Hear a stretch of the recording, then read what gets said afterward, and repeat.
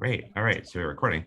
Yeah, I direct a group at MIT that works on technologies for seeing and controlling biological systems. And consistent with the theme of spatial biology for today, I wanted just to focus on a few more of our recent technologies, which are focused very much about how to use this physical spatial dimension as a resource.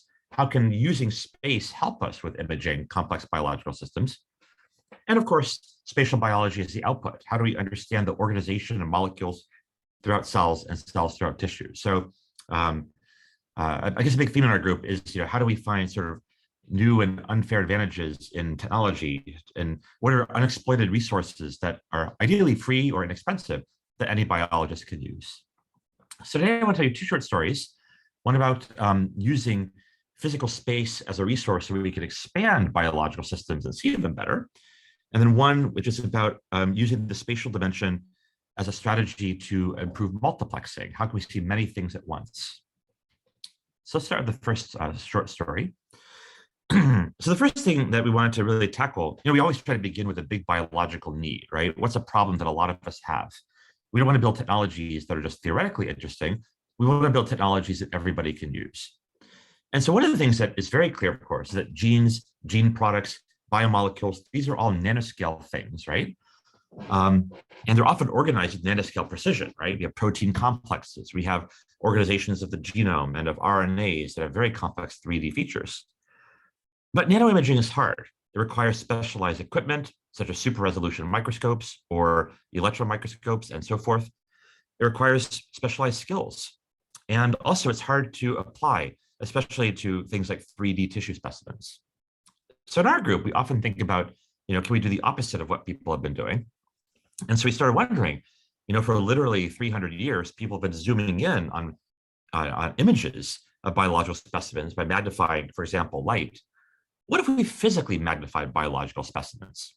So this won't work on a living biological specimen, but you can do this to preserved ones. And the idea was, what if we could chemically synthesize a dense 3D spiderweb-like mesh of basically baby diaper polymer, sodium polyacrylate, a swellable hydrogel, anchor key biomolecules to the polymer, soften it up a bit using detergents, heat, enzymes, or all three, add water, and the baby diaper polymer will swell, bringing all the biomolecules along for the ride.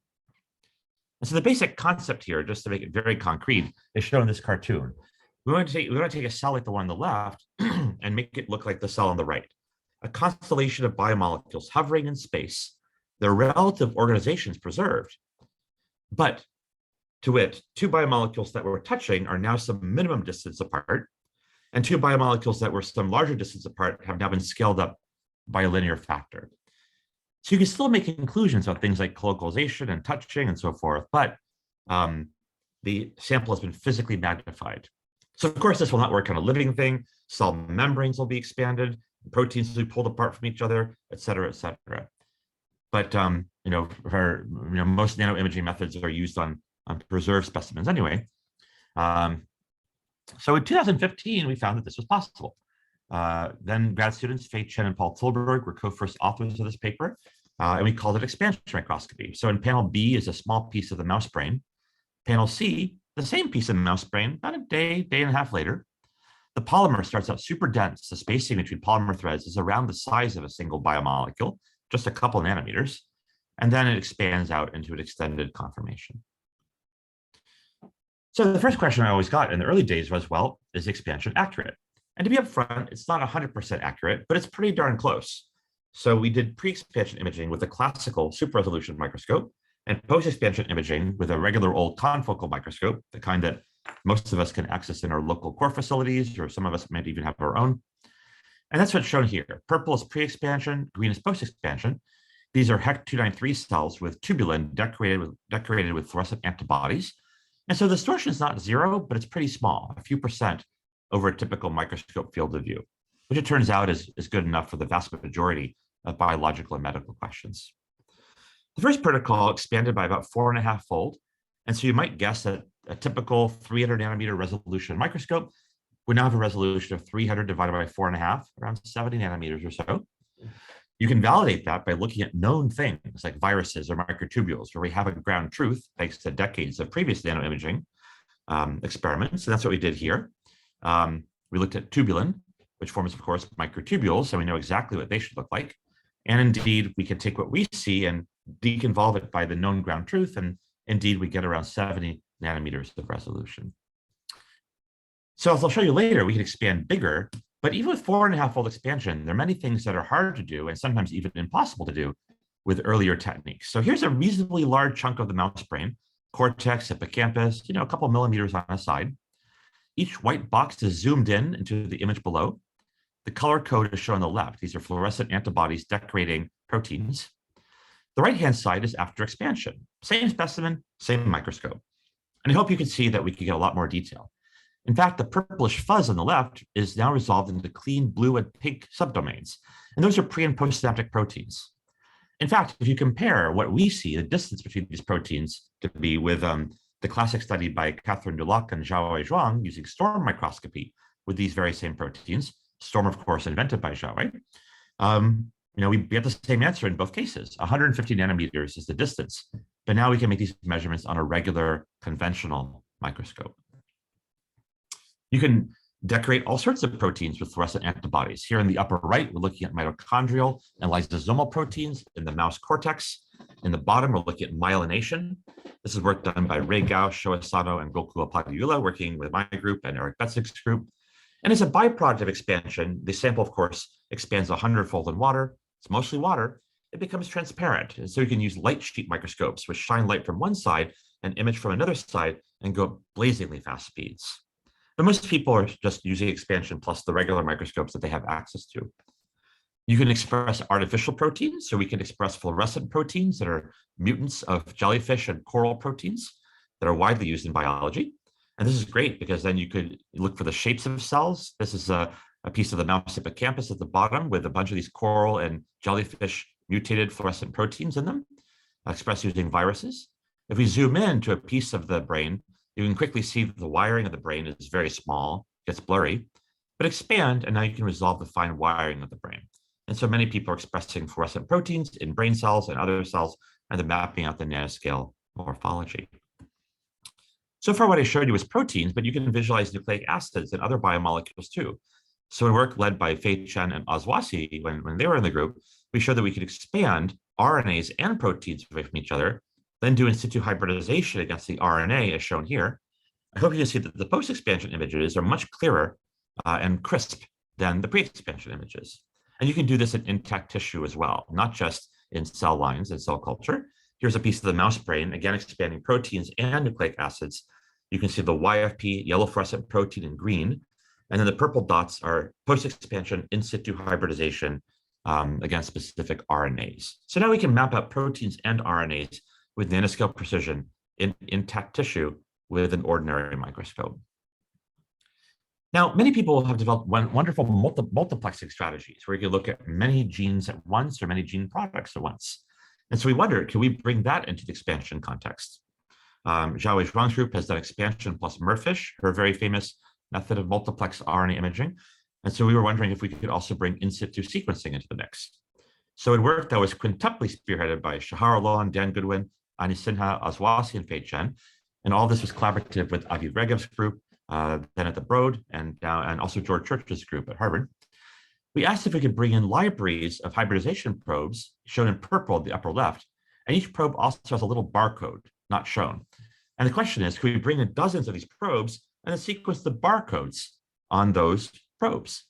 And for those of you who don't know, sequencing is basically copying, right? So you copy the nucleic acid sequence. As you copy it, the ATCG code of the expressed gene, in this case, we're hybridizing against RNAs.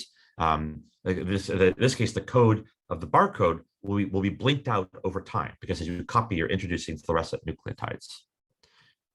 So as an example, we looked at some data from Erin Schumann's group, where her group has been mapping out the locations of RNAs in nanoscale compartments like synapses. We wondered, could we do that in intact brain tissue, which is very difficult to do, as I alluded to earlier. So we built a library of a couple dozen probes, building from her work and other groups, and we then applied them to a piece of the mouse brain after expanding it, and then we sequenced little barcodes on each of the probes. And as you can see in the lower left, we can now image a library of different RNAs and their locations, even in nanoscale compartments like dendritic spines and synapses.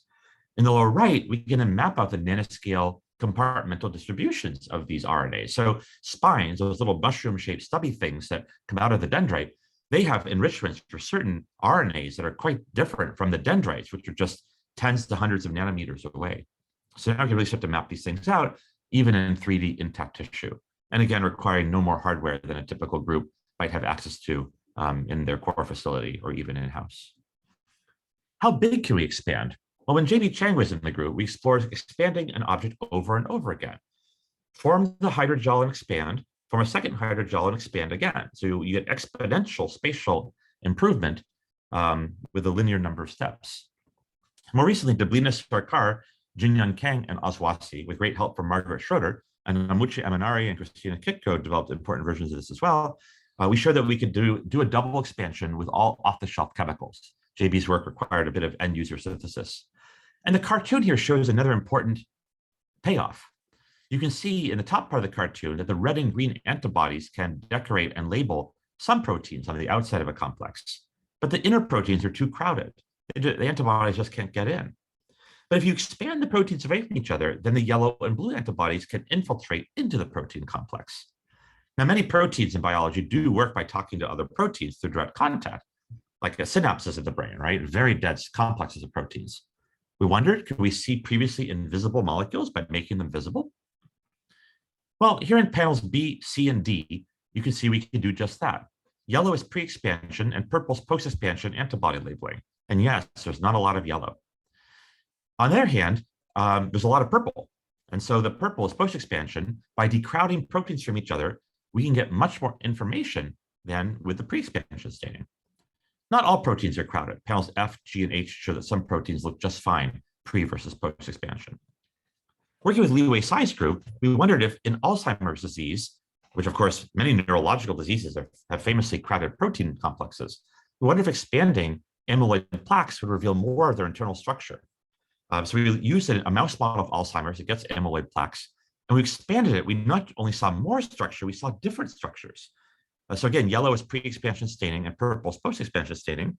And the purple shows not just more detail, but new kinds of things. So at the very bottom of this slide, we saw these almost periodic, sometimes purple dots that were never visible pre-expansion.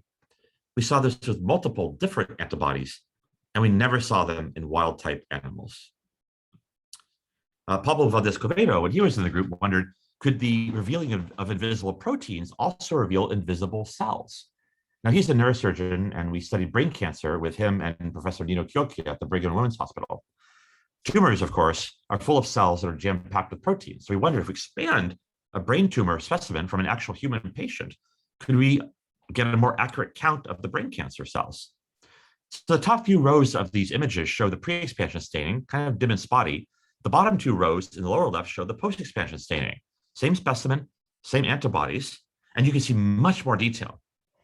We had a team of people count the tumor cells. These are Vimentin GFAP positive cells, thought of as aggressive tumor cells, from a low-grade glioma specimen. And that's shown in the right-hand side of the slide. It's kind of a crowded slide, but if you just focus where my mouse is pointing, the number of Vimentin GFAP double positive cells counted with post-expansion staining from the very same specimens was 6 times higher than with pre-expansion staining. So something like 80% of the tumor cells have not been being counted. So this is a paper that's under review now. And so it's still a work in progress, but we're now wondering, if indeed amyloid plaques and brain tumor cells, some of the most famous things that we analyze with imaging and all of neuropathology, are being undercounted, sometimes by an order of magnitude or more, maybe post-expansion staining will be very useful for revealing lots of invisible things by making them more visible. You can apply this, of course, to other things than brain. When Yangshan Zhao and Octavia Burcure were in my group, and also in Andy Beck's group, we worked with Astrid Wines and other neuropathologists. We looked at human prostate, lung, breast, pancreas. On the left are normal, on the right are cancer-containing specimens. The color code is in the upper right. At this point, over 350 experimental papers and preprints have come out doing expansion. It's spreading very quickly. I would estimate perhaps 1,000 research groups are performing it, just knowing who is doing it and what fraction of the papers and preprints are from people that that have undergone training or have contacted us. It's being applied to the human kidney, to the microbiome. It's being applied to the fruit fly brain, to the worm C. elegans, and the list goes on and on and on. Pre-COVID, we hosted literally hundreds of people to learn how to do expansion at hands-on workshops all over the world. But of course, with COVID shutdowns, we had to stop that. And so in summer 2020, we posted a step-by-step photographic tutorial on our website, expansionmicroscopy.org. And it shows really basic skills, like how do you use forceps to handle a cover slip? How to use a paintbrush to pick up an expanded specimen, and so on and so forth. So I was asked to share 20 minutes of talking points, and we're at that time limit. So maybe I'll end there and just summarize. We've discovered we can physically magnify objects. It's a very easy way for anybody to do nanoimaging. Again, over 350 experimental publications and preprints have come out. These aren't like review pieces, actual experimental papers. And so we think we've really democratized nanoimaging. More recently, as I alluded to at the end, I think there's a second payoff that might be as important, which is by decrowding molecules from each other, we make them accessible for labeling. And again, in Alzheimer's, in brain cancer, we're finding that, and now we're looking at a whole bunch of things, everything, from stress granules to, COVID and beyond, that the crowding is really revealing a lot of structure that we did not anticipate. And so that's going to be, I think, extremely exciting over the next couple of years. I think I acknowledge along the way all the people in the group who've led the projects and the major collaborators we worked with. But I want to acknowledge, of course, that a very large number of people have helped with these and other projects over the years. At the top of the slide are group members and alumni who have helped with these and other published projects. And in the middle of the slide is an even longer list of collaborating groups that we worked with all over the world. This is a very interdisciplinary field, and we're always eager to help. Visit our website, synthneuro.org. We're always happy to share tools. Again, a lot of our tool sets are in use by 1,000 or more groups. I didn't even mention optogenetics, an earlier tool set that we developed that's also used by over 1,000 groups at this point. And if you have any questions or just want to talk about stuff, drop me a line. My email is just my name, edboyden@mit.edu. In addition to being the person running the group, I'm also the chief tech support person. So if there's any questions you have about a technology, don't hesitate to get in touch. And with that, I'm happy to take questions. Wow, thank you so much for an excellent talk. Does anyone want to start off with a question?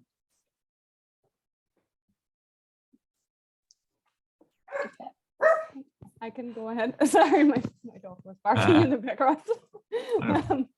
Yeah, very, very exciting talk. Thank you so much. I'm not an expert in microscopy, or in this technology, but it's super interesting to hear. And I was wondering two things. So first of all, we're using a lot of highly multiplexed protein analysis, such as codex imaging. So I wondered if that is actually something that you could implement with your expansion technology as well. Absolutely. So we actually have a joint paper with Peng Yin in Nature Biotechnology a couple of years ago, where they have another DNA barcoded antibody technique that they call immunosaber. But thematically, there are a lot of similarities to codex, although the implementation is different. And in that paper, they showed they could do 7 protein nanoimaging of intact retina through expansion microscopy plus DNA barcoded antibody readout. And right now we are trying out some of the Akoya, which is the company that makes codex products as well. And one of my students, Cristina Torres-Gran, just defended her PhD a couple of days ago, where she's been applying the DNA barcoded antibodies to expanded brains. So yeah, I think it's an exciting area, and there's clearly more work to be done, but it's clearly also on the right track. Great, thank you. Yeah, that's great. Can I just add on one other? So I found it very interesting, the decrowding of the molecules, and I'm just wondering, I was thinking about any orthogonal methods you could use to validate that your expansion doesn't actually alter any organization of the proteins, and I couldn't think of anything. I guess that's a tricky thing to know, right? Can you comment on that? Mm-hmm. So some proteins, when you expand them, you will see more detail, but a lot of them you don't, right? And so one thing we have done is for the ones that you expand and don't show a difference, we can use a classical nanoimaging method. We use DNA paint to do pre-expansion images. And then we would take post-expansion images and show that the overlay is very, very good. I forget the exact number, but it's like low double-digit deviations in nanometers are introduced. So it's comparable to the resolution of Palm or Storm or other super resolution methods, if I recall properly.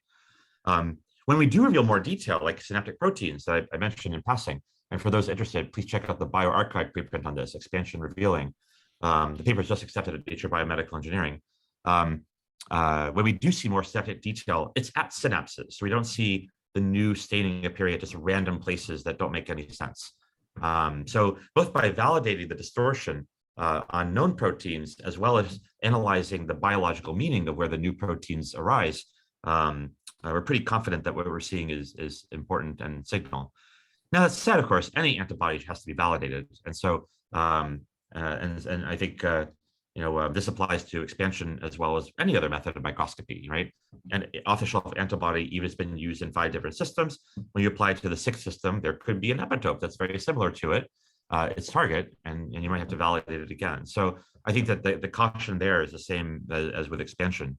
And as I think we all know, there are many examples of non-replicability in the literature that are due to antibody inconsistency or other related factors. Great, thank you. Mark, do you want to ask yours?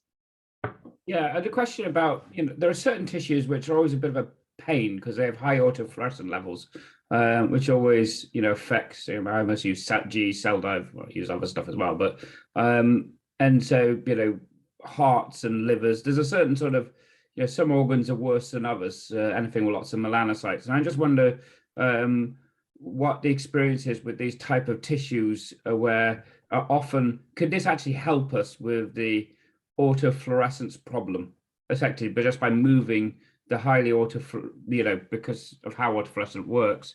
I just wonder whether more water means less autofluorescence, and that's one solution to difficult tissues. Absolutely. So in our 2017 Nature Biotech paper, we showed that the expansion processes of the day did reduce the autofluorescence a lot.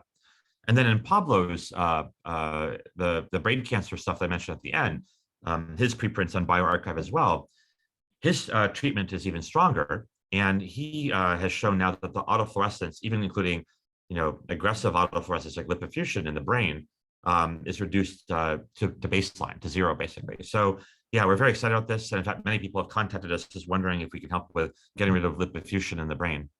And so that's, the MS people come to me, trying to concerned about that for the staining they do. So that's really great. Thanks. Yeah. So Pablo Valdez Covedo's protocol is I think, that gets check it out on bioRxiv, and that paper we're hopefully going to resubmit it soon. And but yeah, it's I think it'll be very helpful, especially for older brain tissues where lipofuscin is pretty aggressive. All right, we got a couple of questions in the chat, and then I'll get to someone with their hand up. Constantine, feel free to unmute yourself. Otherwise, I might have to read your question out loud. Oh, sure, I can do that. Thanks for the talk, lovely talk. I was wondering if basically there's ever a case where you'd opt not to use this, or what are the drawbacks? It seems pretty wonderful. And so I was kind of curious, where's the no free lunch? Yeah. So the obvious limitation of this technology, which makes it inappropriate for certain scientific questions that other super resolution methods like Palm can do, is that you cannot use it on living things. But the vast majority of nanoimaging studies are done in preserved tissue. I mean, basically all electron microscopy is done in preserved tissue. Storm is done in preserved tissue because it has a pretty aggressive treatment.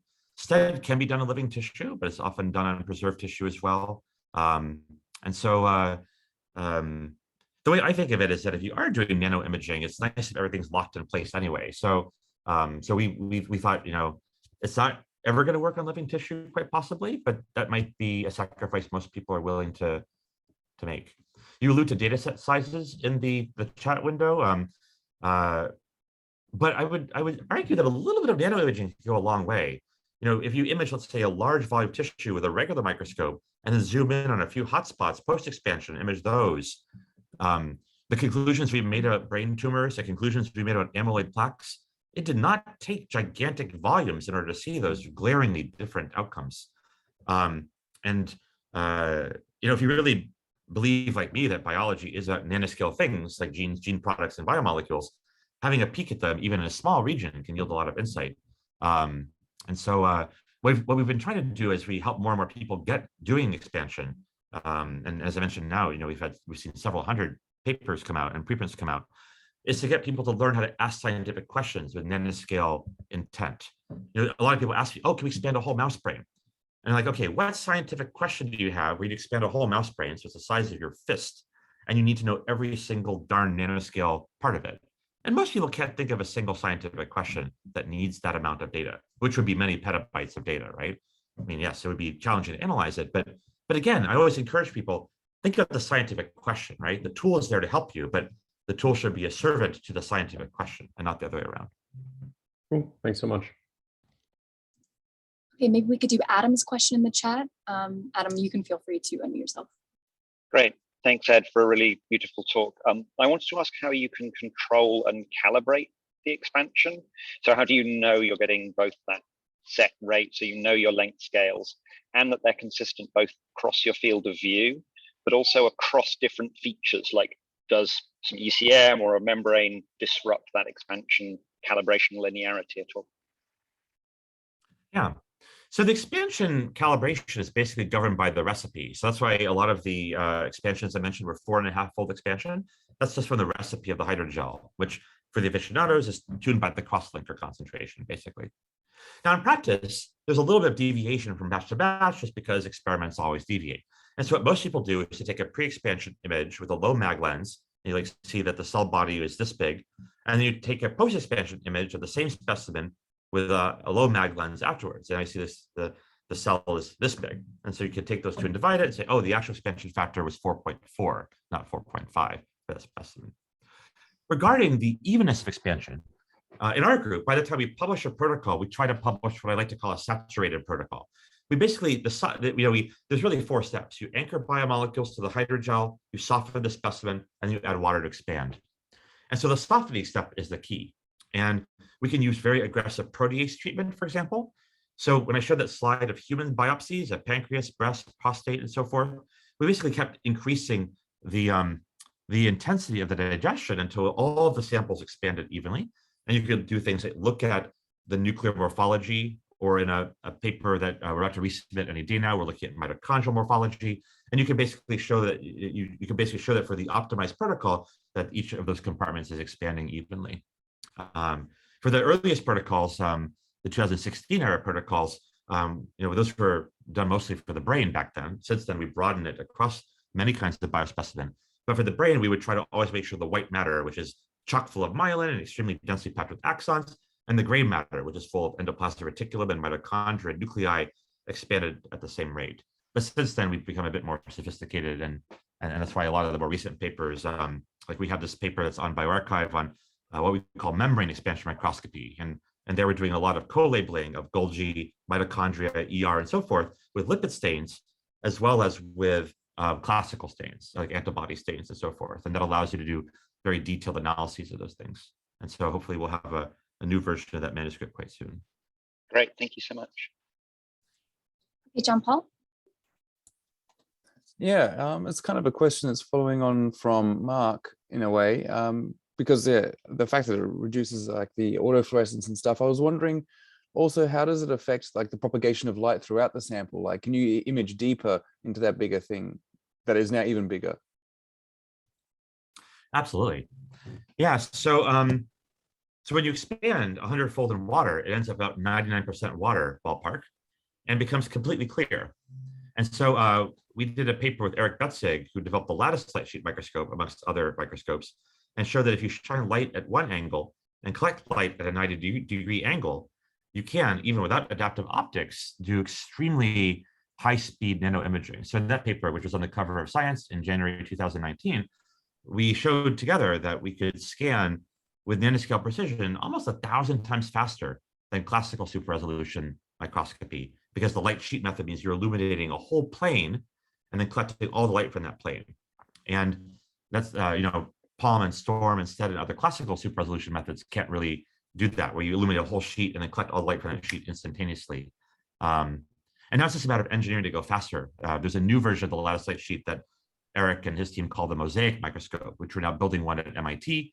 And that one, I probably don't know the exact number because we haven't finished building the darn thing, but I would, an unofficial number would be maybe 10,000 times faster or more.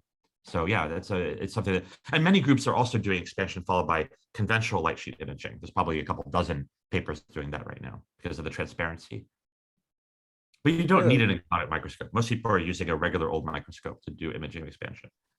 But yeah, you know, blazingly fast speeds if you want to use a light sheet microscope plus expansion. It's very exciting. Thank you.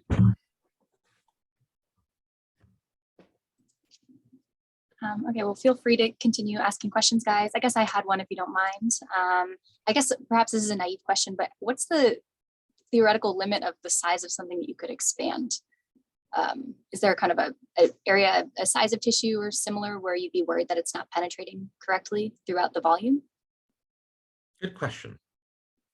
Well, some people have been perfusing the chemicals in through the bloodstream of a euthanized animal, and they've been able to expand an entire mouse brain, which is pretty big. It ends up being like the size of your fist almost.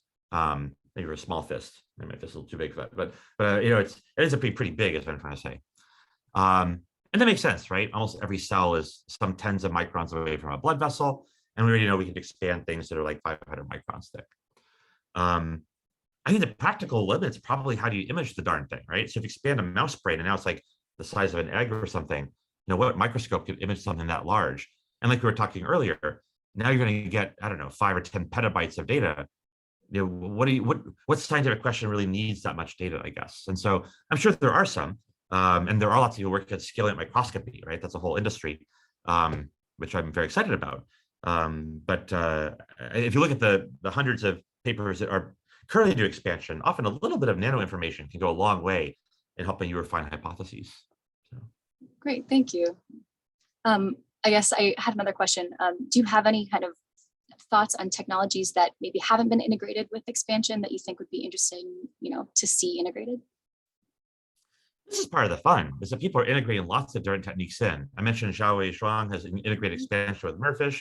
We worked with Aviv Regev and George Church to integrate in situ sequencing. I mentioned that Peng Yin has introduced DNA barcoded antibodies. People have brought in biotin and streptavidin amplification. People have combined it with STED and SIM and other super resolution methods. There was a group at UCLA that expanded a crystal. They took a crystal and then infiltrated it with the polymer, expanded a crystal, and showed that they could expand and shrink the crystal and get varying X-ray diffraction patterns. Yeah, is there anything we can't integrate into it? It's a good question. I commonly get the question, could you expand something and then do laser capture microdissections? You could get like super resolution laser capture. At least 10 different people have asked me that. We don't have such a machine in my group, but if somebody wanted to work on that, we could help people on it. It's not my current expertise, but machines like that do exist. I've been asked many times to expand and then do imaging mass spec. So, you know, scan an ion beam over the expanded object and collect biomolecules to each point. That sounds, again, I'm not a mass spec expert. Sounds like it could be done. I haven't seen it published anywhere yet. And then a third thing is I've often got the question, can you expand and then do cryo-EM and identify all the proteins by their shape? Yeah, all these three things sound very cool, but they would require us to collaborate with some expert in that area. And cryo-EM, imaging mass spec, and laser capture are not things that my group currently does, but all three sound really exciting. And yeah, if the right team wanted to get together and do it, I'm sure it could be done. There's no fundamental reason why it couldn't be done. Does anyone have any final questions for Ed? I think it was a ton of engagement and a super exciting talk. Thank you so much. Yeah, and I think that we typically ask a speaker kind of like, wow, if we're really interested, what should we do next? But I think you already kind of provided us with some exciting websites we can check out. So I'll make sure to drop those in our Slack channel. And yeah, thank you again so much, Ed. Yeah, I put their website, synthneuro.org, in the chat window. And then, yeah, if anything's unclear, again, I am chief tech support person. So just email me, and I do try to get through my whole inbox every day or two. So yeah, we take teaching our technology very seriously, because if we build a tool and it doesn't help people solve urgent, like, biomedical problems, what's the point, right? You know, we really want to help people solve these urgent issues. And so, yeah, don't feel like you're bothering me. I like to be bothered. Tell me what your problem is and we'll help you solve it. Yeah, thank you so much. Well, and like I said, you're more than welcome to stick around, but we have a couple of